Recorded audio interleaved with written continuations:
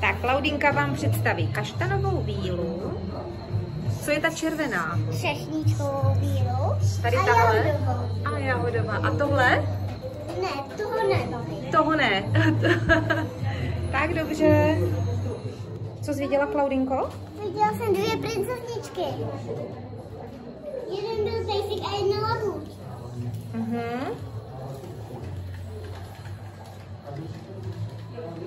A ten pejsek je tady, že?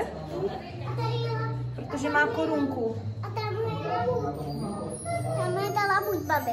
A tamhle je labuť, protože má korunku. A tamhle je sovička. A sovička, ta má taky korunku. A ještě jedna? To jsou drací mazlík a mazlíček. A tady jsou ti krkavci.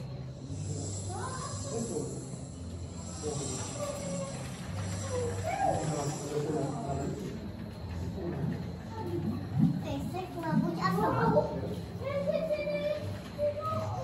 A kolik jich má být? Těch princezen? No. 4. Tak ještě jedna.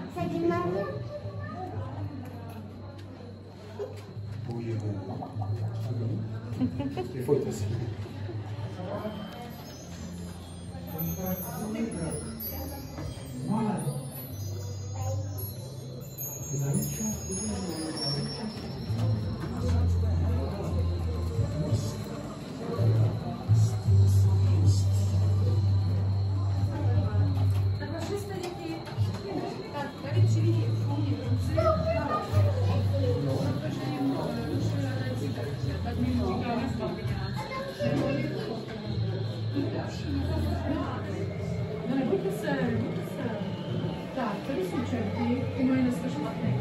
Program, tak.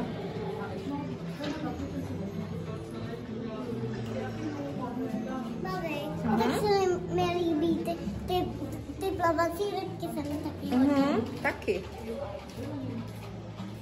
Je to tady moc krásný, že, Klaudy? Ale už musíme jít domů. Mívá, babi. No jasně, musíme malovat.